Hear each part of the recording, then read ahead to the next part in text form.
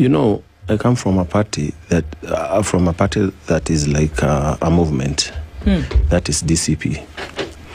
And I want to tell you, without fear of contradiction, we will change this nation.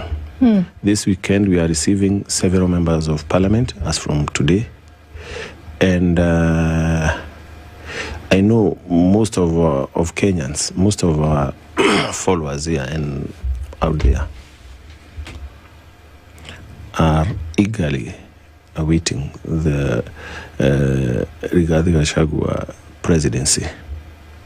What I want to say is that we are reshaping this nation.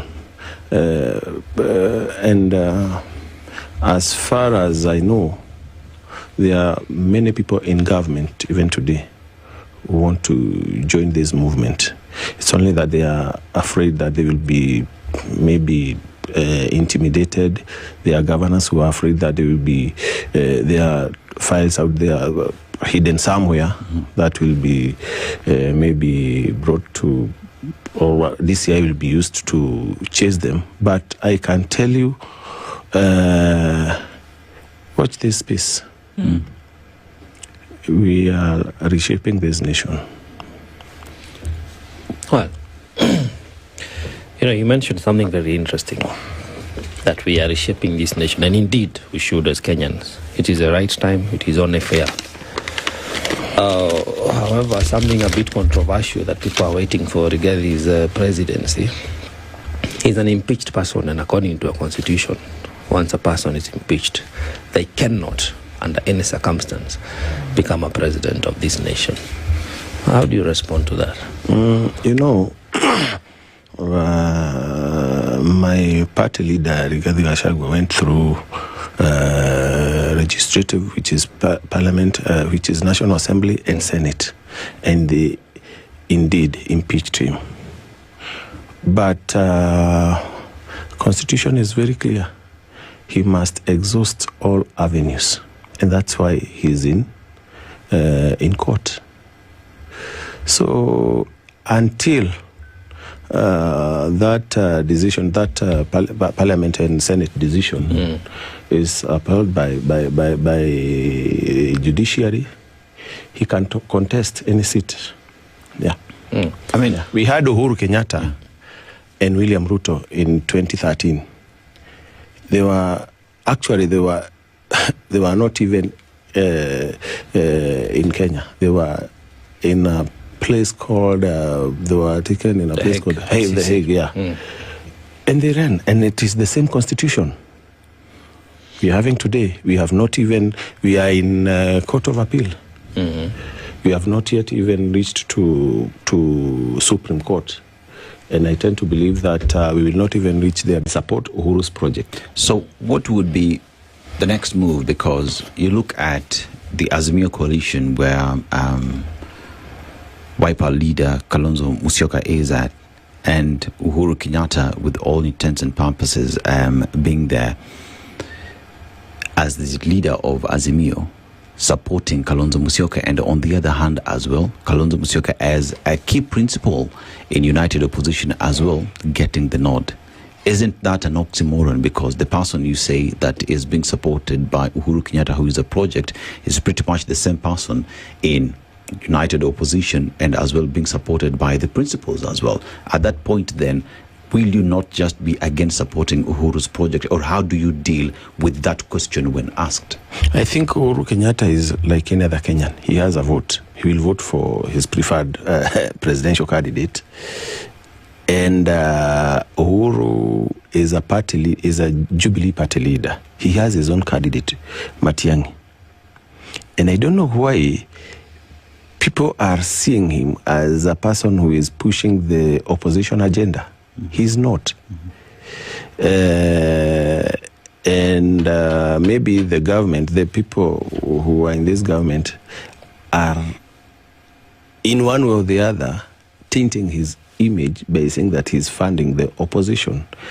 They are even saying that he is the one financing Linda Mwananchi, Akina Sifuna, and Kalonzo Musyoka. No.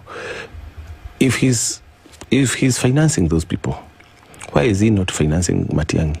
Why didn't he finance his candidate in All Kalau? And they had a candidate who got less than 200 votes in All Kalau. I think Uhuru is, to me, Uhuru maybe is not interested in politics because But of he's the chairman of Azimio. He's the one in the party he said he was to hand over. He was even to hand over the Jubilee party leadership. But when Sabina Chege and Kanini Kega were sent by William Ruto to snatch the party, he said, no, let me first make my house in order. So that's when he went ahead and maybe talked to Kalonzo, I'm not sure, and said that we need to revive this Azimio, hoping that he will be able to sway people to his side. But I don't think it will work at all. And I don't, you can't deny someone who wants to vote for you. But I can say without fear of contradiction, we need Uhuru's vote. But what for? To vote for us as a person, as an individual. He's democrat. He has a democratic right to vote for whoever he wants.